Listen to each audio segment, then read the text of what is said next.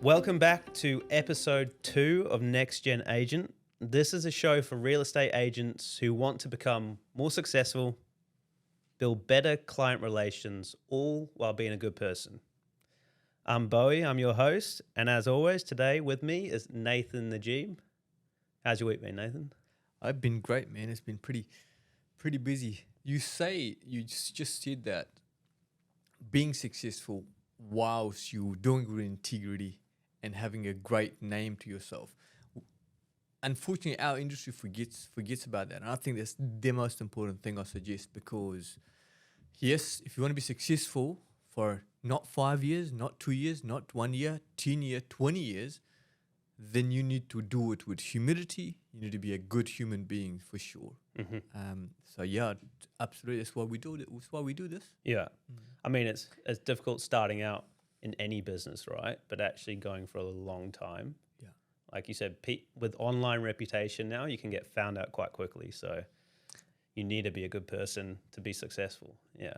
I'm pleased that that's the case though, because back in the days, people could be successful for a little while and they could hide behind the brand or behind whatever. But today, you really can. So if you want to be successful and do it for long, sustainable, for a long period of time, well, you need to do it with integrity. And the beautiful thing about real estate is you can do great things. You can be very successful whilst you're very well respected and you actually take care of people. Yeah. Awesome. Now, before we get into today's topic, which will be on personal branding, I'm just going to quickly give you a brief on how this show works. So essentially, me and Nathan will sit down for 30 minutes every week to discuss a certain topic to help real estate agents. And we'll give you strategies, tactics to take away that you can use in your own careers. We'll also be doing a Q&A. So if you do have any questions, you're watching us on YouTube, put your questions in the comment section. You can also email us at hello@najibre.co.nz. Anyway, enough of that. Let's get into it. And the reason we do that is because I feel like, Bowie, that we've had the real estate industry has given me everything that I have. Mm-hmm. So for me, the least I can do is give back to the real estate industry.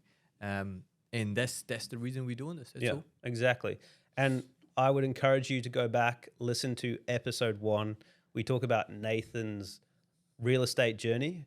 And we also talk about why we started Next Gen Agent, like what a Next Gen Agent is. So if you're a first-time listener, go back to that episode. It's 30 minutes long, and it's a great one. So anyway, so today we're going to talk about personal branding for real estate agents. So let's kick it off. What is brand to you, Nathan? So it's a topic that's thrown around a lot. What does it mean to you? I feel like branding is like who you are, how you're perceived in the public's eye, what you stand for, really. Yeah. And if you want to have a great brand, there's going to be a bunch of values you're going to live by.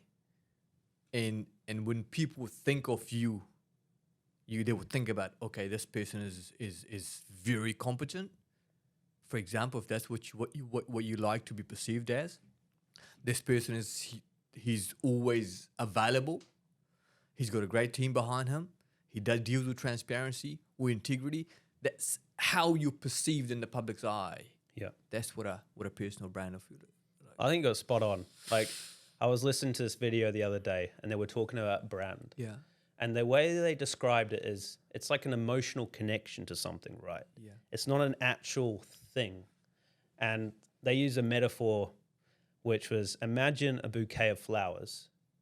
And when you just look at the flowers, it looks like one thing, just like a brand. It just looks like a brand. Mm-hmm. Then you go into the flowers, and each flower is individual. And that's what makes up the brand. Like you were saying, one flower is trust, one flower is transparency, and it all comes together to make that brand. And they said if one of those flowers dies or gets pulled out, that can dilute the brand, right? Interesting. And that's why you have to keep within your values, I think. It's very important. But I thought it was a good description. But so how going back to your personal brand, so early in your career, before Najib was around, how did you go about defining your personal values within the brand? Yeah, I was lucky enough to have great parents. So the upbringing had everything to do with it. Like, you know, Dad always used to talk about integrity. Dad was a man that was like would put everybody first before him. He would take everybody around him. So I'm grateful to him. That was one of the things that was integrity was big for me. Like, there's no way I could compromise my integrity when it comes to making sales. And unfortunately, sales, we don't have the sales in general. They don't have great reputation. We don't have great reputation, unfortunately. And how I started, how I built my brand to how I will build it today, if I start all over again, it'll be two different things. Because yes, I knew I had to do things with integrity because that was in line with the way I was raised. But I could have fast tracked everything to do what I did in 10 years, to do it in like two years, because of things that I know. You know, they're saying, like, you know, if you want to learn, you can read a whole lot of books and trying to do something, or you can be around. You could do it yourself. Sorry, you could do it yourself, right? You could learn from your own mistakes, or you can go to somebody who has already done it, and learn from that person, say how they did it, or read books. So one way is just do it all from scratch, from zero, which I did for the first 4 years. Yeah. And then after that, I started getting together with finding out mentors, reading more books, and that fast tracked everything for the last 6 years when I was in that, and before we started Najib. Yeah. So, like, what did you do back then that you would do differently now? Because you were young back then, right? Like, everyone makes mistakes. Yeah. So I made all the mistakes. Why should you, kind of thing, right? Yeah. So we could fast track everything. So I did everything. Like, I was like, chase private sellers. I would go after perhaps expired listings. I would do door knocking, and I would do everything. So and that was all around Christchurch, which I feel like trying to do everything to everybody, it's a wrong way to start and do well in the industry, because it gets, after a little while, you can, as the book I've read recently for a second time, Power versus Force. If you want to force it for so long, you can only do it for a certain amount of time, right? Power is like, you know, things started happening for you, like, you know, you just like you flow, right? You just like water. So if I would have started all over again, I would, first of all, I'll find somebody. I'll look around. I'll find somebody who I admire, somebody who I think I can resonate with. Like, this kind of person I want to be like. Finding a mentor, right? Yeah. Reach out to the mentor and find out, learn from him for the first 6 months. So for 6 months, what I would do, I'll learn everything about real estate before I actually dive into it. Yeah. So that's how I started for the first 4 years, and then for the last 6 years, when I was where I was before we started Najib, was I kind of like looked into, found right mentors, reached out to right mentors, and most successful people, they're more than happy to share because somebody else actually taught them how to do. Okay. Nice. So, yeah, early on you were kind of chasing everything, right? You were, early in your career, so you want to try and get sales, and that's how. But like you said, the universe has a weird way of working, and it brings things back to you if you kind of not let off the gas, but you go about things the right way, and eventually it kind of comes to you. It's a weird thing. So when you found this mentor, what was something that you thought, I wasn't doing this before, but I'm doing it now? Yeah. And it like really helped you in real estate? Sure. First of all, I just want to talk about this thing called T theory, which is finding the right mentor. T theory is like TEA, what you drink. First T is theory. This is somebody who has read a whole lot of books, like the university professors, right? It's like they never sold a property before. Somebody who's read a lot of books and know about. Perhaps it could be a manager or somebody that just teaches you, but they've never done it before, right? That's one type of mentors. The second type of mentor is E, which is the second letter of T. E, experience. Someone who has worked under somebody who's performed at a high level, like who's worked under somebody who's successful. And there's plenty of those around. But the ideal mentor I talk about is application. Somebody who's the actual source, the trifactor, who's actually read, has got experience of working with successful person, and also has done it themselves. So ideally, you want to reach out to find somebody who's the trifactor. Okay. The ideal kind of mentor. So reaching out to a mentor and actually like learning every single thing. How do you do it? How does their day work? How do they prospect? How do they generate leads? How do they convert leads? How do they nurture their clients? So first thing what I would do is like now, if I've done real estate, let's say I've done five years of real estate and I'm doing okay. It's like, I'm not doing great, but I'm doing okay. I'll reach out to somebody who's the application with a trifactor in real estate, who's been successful for a long period of time and knows how to do it and is happy to help you become successful too. And that's what you did, right? You reached out to McGrath. I did. Yeah. I did. Not only John though, because John is like, that was later down the track. When I was like, one of the things that I like to do is like, if I'm thinking about being, and I think everybody should, if you're thinking about being an amazing father or mother or parent or a great partner, you need to find out somebody who's got the reputation, been married for 64 years and has got beautiful kids, right? And reach out to them, learn from that person, right? So what I did when I was a sales agent, only sales agent alone, I reached out to some trainers in real estate, and then I also reached out to some great agents in real estate, how they did it, and then start like learning from them, like actually like getting into their brain to how the hell they did it, right? And so I think that's like very, very important. So I didn't reach out to John until I was thinking about opening Najib. Yeah. Before that, I could reach out with some other trainers, real estate trainers, and I would be like, people say like, like the likes of Phil Harris and Michael or John, they would be like, you on every conference that there is. Yeah. So I have got this reputation of like just learning.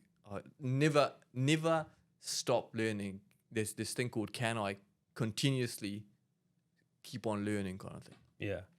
But it's like learning and putting it into action. That's what you do, right? A lot of people, they just like learning and then they don't actually put it into action. They like the feeling of learning, but it's a whole different game when you're going out and actually implementing those, I don't know, strategies they gave you, right? Absolutely, because strategy is great. Everybody's got ideas, right? It's about execution is the cure. Exactly. Yeah. And yes, I like to get one of the behavior types that I have is like, I initiate.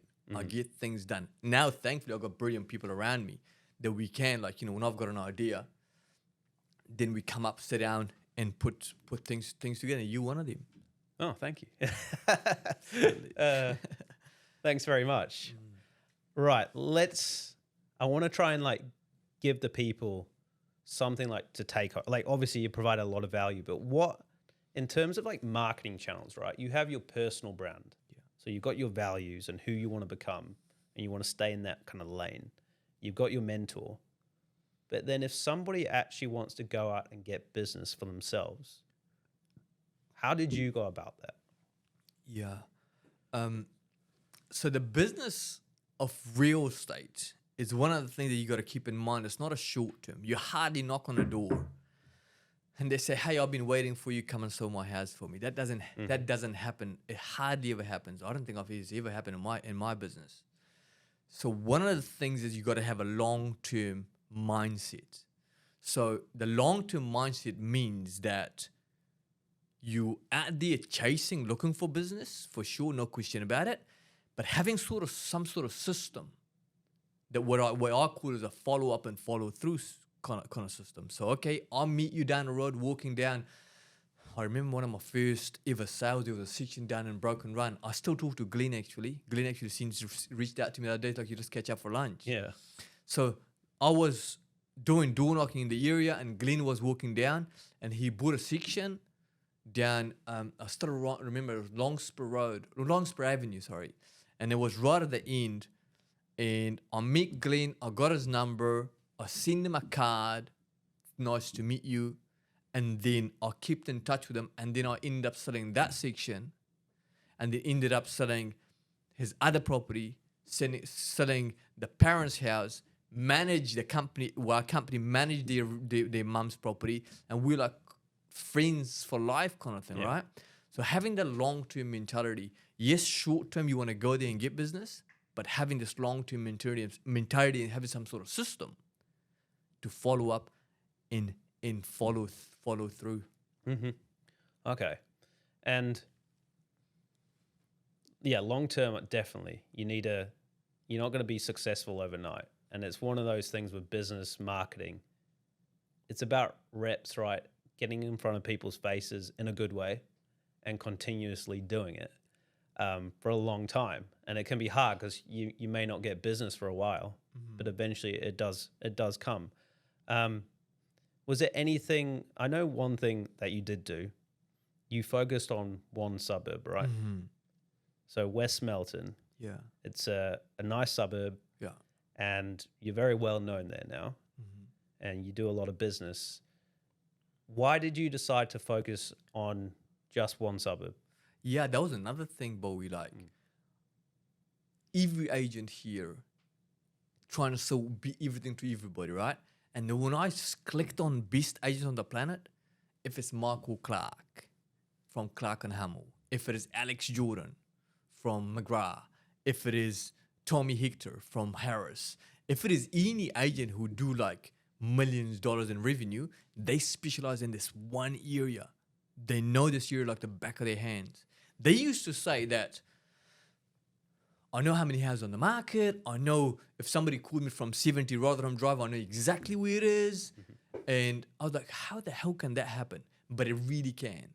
That actually, I didn't find that out. That strategy, that's one of the things, if I went back 17 years, I would go and specialize in this one area. And specialize in one area, not an area that's below average sale price. It needs to be an area that you love. Mm-hmm. It needs to be an area above that average sale price. And there's something behind it. Why this above average sale price? The reason behind that is because you want, when people come through the property, you want them to own another house. So if it's above the average sale price, they usually own another house, which is their first home. You don't want to specialize in the first home area. So where I used to work, it was a franchise that I used to work for, and they gave me this area that was horrible. Upper Rickerton. Yeah. At the time, Upper Rickerton is now great. Mm-hmm. It's a pretty good area, but it was an area back then around Sockby and Upper Rickerton area. It was, what I mean by horrible is because it was not a great area, right? Don't get me wrong, but it was 75% rental, maybe 80% rental. So now it was number one, it was first home buyers area. Number two, I got to go and find the landlords. It was like me doing deliveries or me door knocking. I'm talking to tenants, right? Nothing wrong with it, but there's no business there, right? Yeah. So what I did when I learned from the right people, good mentors, right? Finding out from people like, if it was John, if it was Phil, like learning from them. Their thing was like, yes, go and find 1,000 properties, one area, which is this where my area is, West Melton. I love the area. That's where our family home is.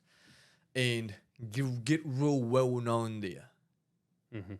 And the reason people don't do that is because majority of agencies, they don't want you to specialize in an area. Why? Because if you specialize in an area, for agencies, it's easy to move from one agency to another agency. If you're not looking after your agents, they're going to move, go to someplace else, right? So they don't want you to do very, very well, unfortunately. Yeah. So my thing would be is like absolutely specialize in this one area. Find an area that you love. It needs to be above average sale price. It needs to be 1,000 homes. And that doesn't happen overnight. It doesn't happen tomorrow. It's a long-term, I talked about, long-term mentality. So that's what I did when it came to West Milton. And now we sell most of the houses in West Milton. And we do pretty good out of West Milton. We do like 7 figures commission out of West Milton. And obviously you got to give back to the community. You got to be a good human being, and you got to be great at what you do so nobody can compete with you. Then now how can an agent come in and compete with you? Where if you're trying to be everything to everybody all around Christchurch, like 400,000 people, then there's 1,000 agents you're competing You'll with. lose every time. Yeah. Exactly. You need to become an expert. Like, that's one thing about marketing is, and I used to do this early in my career, you try to be everything for everyone. I think Seth Godin said that. If you want to read some books about marketing, read Seth Godin. You're a marketing guru, so you tell us how do you feel like how would it work? You start niche. So like you said, a suburb. I think if I was a real estate agent, I'd probably pick a suburb, but then you can go even deeper and pick a certain target audience, right? Then you become an expert in that area. So marketing channels like social media nowadays, very important. But build content around the area. You know, become a specialist. Know everything about the area. Yeah. The statistics, the homes, and then people will eventually come to you. I mean, that's just like one step you can take today is start building content on YouTube. That's, social media on that area. You spoke about people eventually come to you. Unfortunately, the human nature is like, we want things today. Like the instant gratification society that we live in, right? So yes, you win, you got a niche, but it takes time. It does. It's not going to be 2 days. It's not going to be 2 years probably. But once you build the brand, once you build that you are the person that people deal with, then that's how success happens in real estate, in my opinion. That's what happens every single time. I've got a bunch of mistakes that agents make. Can I share that? Yeah, let's get into it. Yeah. So a bunch of mistakes that I've seen agents do over the years is, and these are stats which is pretty true, is 9 out of 10 agents don't make the cut. So everybody wants to become a real estate agent, but 9 out of 10 don't make the cut. And the reason behind that is because, number one, there is no direction when they go and start in an agency. Like 17 years ago when I started, here's your little cabin, the cubicle, I should say. They put you in a cubicle. They put you in a cubicle. There used to be phones back in the days, but now you got your own iPhone and you got your own computer. They say, here you go. This yellow pages back in the days. Today's like they probably give you Google. Yeah. They say, make phone calls and good luck and I'll see you at the top, right? Same thing, yeah. Exactly. It doesn't work like that. So what the bunch of mistakes that people make, agents make, is number one, they don't do their research of where they should work. They think they think the bigger the brand, the more they're gonna give you leads. It doesn't happen. I'm telling you, 10 years I was working in this place. I got zero lead. There was no lead that they gave me. Once they gave me a lead, there was a little place in New Brighton that was like, it should have been demolished. So one of the things that you got to understand is like, brands don't give you leads. You build leads, you create leads. Yeah. So do your research, because when you're on a commission, you're actually not working for a brand. The brand actually working for you. Yeah. What does the agent bring? What's the brand bringing to you? What is the agent providing you? What kind of directions? What kind of training? All When that you're talking about brand, you're talking about agents, like I'm talking about the agency. the agencies they work for. Correct. Yeah. So do your research and find out what agency will give you what you need to help you become the best become the best agent, right? What kind of trainings they do and all that kind of stuff. The second thing, they think sales is easy. Sales, it's not an easy career to get into. It's very rewarding. It's probably not for everybody, but it's not easy. And they think like, I'm just a hard person. I'm gonna do well in sales, or I'm just a nice person. And so people get in the business of sales, and they either too nice. By that, what I mean is like they're nice and they haven't got the resilient to because there's so much rejection in sales, right? People are having a bad day, they hang up on you, and it's not easy, right? Yeah. So you got to become a little bit tough, mentally tough, I should say. And then on the other hand, if you're like just so tough that you just burn bridges and you just start hanging up on people, you mean to people, then that's not a sustainable long-term business. You might do well momentarily, but we're talking about a long-term, sustainable, successful business. The second thing, what agents, when they come in, they think about how they're going to work with buyers. Like working with buyers, I'd done it in the past when I started. It was hard work. Yeah. It's hard work. It's like pushing things uphill. Because the buyer can go buy from someplace else and you get upset about it. You can't say much because they're not obliged to go with you. No. But working with buyers, the name of the game in real estate is how many listings you get. To be able to get the listings, you need to build your own brand. Yeah. The third thing I've got is like, lack of mentorship. Like not having the right mentor. If you're having a mentor, the different thing is like, having the right mentor. The trifactor I spoke about at the start. The next thing is like having short-term mentality rather than long-term mentality. One sale today, burning bridges, not taking care of people, because this is like, I'll take care of you, your parents, your friends, your family will come back to me. Yeah. And then they generalize rather than specialize. They don't prospect continuously 2 to 3 hours a day. And the prospecting could be door knocking for the starter and could be making phone calls continuously. What I found, one of the things that I've found is like the best of the best agents, the difference between the best of the best agents and an average agent is not a whole lot difference.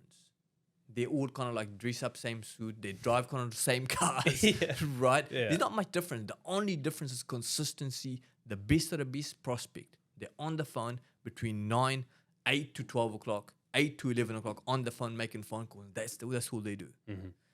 And then the other ones that are, they get excited when they get a listing, and then they stop prospecting.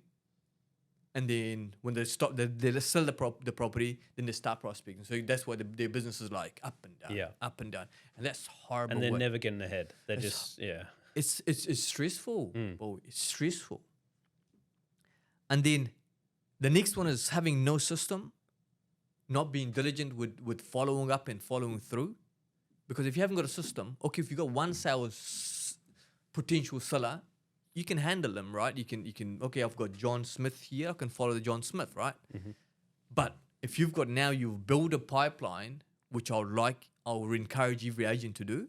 Now you need a system to follow up and follow through via email, via text, and phone calls.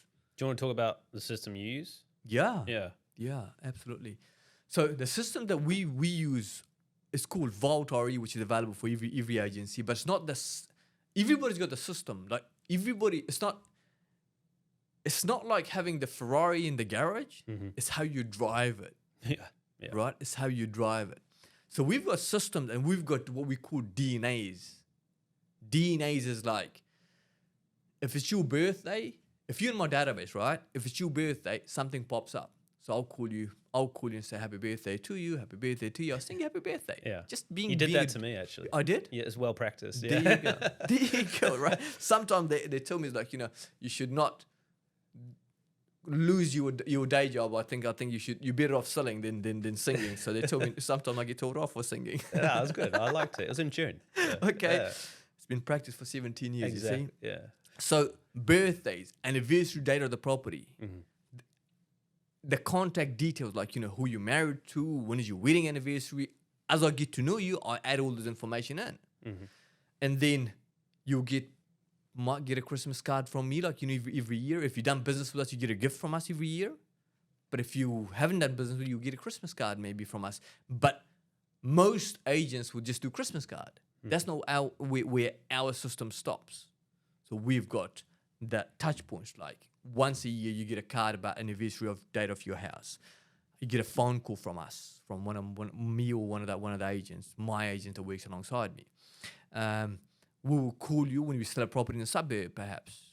So with these whole lot of touch points, the system that we have, and it's what I call a DNA, is once we get in touch with each other, I will not lose contact with you. Yeah. And most of my business, 17 years later, people come back to me and say, like, we've been in touch for so long, so now I'm ready to sell. Yeah. Yeah. Yeah. I wanted to ask that. So these kind of the system that you're talking about, is that how you built your name in West Melton? Yeah. So the system that I've had this thing about me is like, I've liked what I like is if I do something once, I've got to have something around it too. So it's very hard to remember something. If I'm doing monthly newsletters, it needs to be, that's what happens in January, February, March, April, May, June, July, August, September, October, November, December. The whole year's got to be all planned. So I've put systems in place that reminds us now as an organization, and me as an agent, even when I was someplace else, there was no systems back where I was. But I had my assistant at the time, Amanda Miracle. I think she works she moved to Sydney. So hello to Amanda. Thanks for helping me with the system back in the days, a long time ago. So we had created a system that the anniversary dates of people would pop up in our task lists, if you will. Their birthdays. So we've called this thing called DNA. And even as detailed as if I've done an appraisal on your property, right? Then there's a follow-up for next 90 days. Okay, yeah. So you get for example, you will call in, let's say you called me for an appraisal, right? We've got system that in 60 seconds, you get a text. In 60 minutes, you get an email. In 66 minutes, so 60 seconds, you get an email.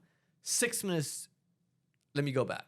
In 60 seconds, you get a text from us saying, thank you for calling Najib, for asking for doing an appraisal on your property.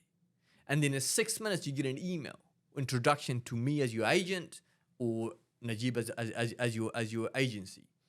And then in 60 minutes, you get a beautiful hard copy delivered to you, a box with all the details about what we do as an agency and what your agent does as your agent. And then once we do the listing presentation, there's another follow through, which is you send a text, thank you for letting me do an appraisal of your property. The next day is an email. The next day is so everything was done back then, and now we've got it so refined now that it's kind of automatically things happen. Oh, okay. 6660. Yeah, that's impressive. You get a package out in 60 minutes. Is that right? It's 60 minutes. You will get one delivered to you if you were to. Because it's about speed as well. Like the game's about speed, right? It really is. Like, I talk about it's like, those little 1 inches, like, what. Because most people would invite 2-3 people to their house to appraise their home, right? And if they're selling the most expensive asset, we need to impress them, say we are on the ball. Send a text before you go and see them. Send a text after if you have got the listing, say thank you for listing with us. If you haven't got the listing, say thank you for giving an opportunity to sell your house. We'll work harder than any other agent that you've ever met, kind of thing. So it's about impressing and going that little extras. Yeah. Okay. No, it's true. And I think from a marketing point of view, if you're door knocking and doing these traditional methods, it still works. Like that's how you built your brand, right? Through putting your face in front of people, talking to them. Yeah. But yeah, if you are door knocking, have something of value to give to them. Here at Najib, we give these beautiful 30-page reports out on the suburb. So maybe that's something that the listeners can do. They can build a report on a suburb that they want to target, door knock, and give it to people. And people will love it. Like, they will. They'll get some value from you. That's a great point, Bowie. Because I think we all like to buy, we hate to be sold to.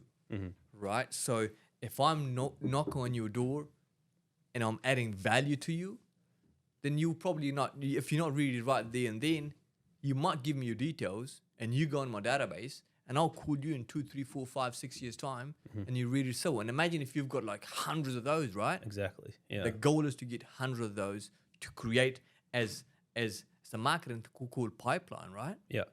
Exactly. It is. Yeah. It's a pipeline, and sometimes that pipeline can go for a long time, or it can be short. But yeah, I think traditional methods, just going back to like the podcast name, Next Gen Agent, traditional still works. Sure. And you need to kind of pair traditional with modern day marketing tactics to build that brand. Is there anything else you want to share before we wrap this up? One of the last thing I wanna add though, Bobby, is like probably that mistake that I'm talking about. There's plenty of mistakes that agents make when they're in the business. One of the things is like flexibility, because if you're on a commission and you're a contractor, you can turn up whenever you like, you can leave whenever you like, right? So people have trouble with that. Like they think they can just turn up whenever they like and they can go whenever they like, and their bosses can't tell them anything. And most people don't like to be accountable. I don't like to be working around, have those kind of people who go, I can't keep them accountable, and they just want to do whatever they like to do, because our goal is to create top performers. But the flexibility side of things is a problem, because okay, like, you know, I'm working for myself, so I'll just turn up whenever I like. The truth is, if you want to do well in the business, you've got to have some sort of routine to start off with. We spoke about a morning routine last week, right? Go and watch that and create a morning routine. When you come to the office, come at the same time every single day. If you've got kids to drop off at school, it's understandable. You turn up to work at 9 o'clock, but turn up at 9 o'clock every single day and prospect till 12 o'clock, not 11 o'clock. So you go to 3 hours of prospecting. And then in the afternoon, go out and do prospecting. But do like at least when you're working someplace, you're doing 8 hours, right? Do at least 8 hours consistently every single day. Don't say it's like flexible, I can just turn up whenever I like and go and do whatever I like, kind of thing. Yeah. No, that's right. I mean, I know I struggle when I'm not in a habitual way, you know? Like you're all over the place. And particularly sales, you need to have that consistency. Like you may not get a listing that day, but do it every single day. Same process. Every single day, consistency. Yeah. I think we all do. If there's no routine or something around what we do, just okay, so it should be okay. And like you see, it's interesting how when you give, I don't know, you call it whatever you want to call it. You can call it karma, you can call it universe. When you wake your back off, that's what I did. I didn't know nothing, but I did everything I could. And the universe said, okay, just give him a listing here. Just give him a listing here. He worked pretty hard yesterday. He got up at 5 a.m. and then he went home at like 10 p.m. kind of thing, right? Yeah. Give him a listing, right? And that's how it works. Yeah. You call it law of attraction, you call it the energy, you call it the universe or karma, whatever. Whatever that's it how is, it works, yeah. man. That's how it works. I agree. Pretty simple. Nice. Pretty simple. All right. Well, thanks, Nathan. We'll be back next week. If you are listening on any podcast streaming services, make sure to like, subscribe, support us. We're also on YouTube, so do the same there. And if you have any questions, just leave a comment in the comment section on YouTube. And you can also email us at hello@najibre.co.nz. But yeah, that's a wrap. Thanks for listening to Next Gen Agent. Look forward to being back next week. Yeah.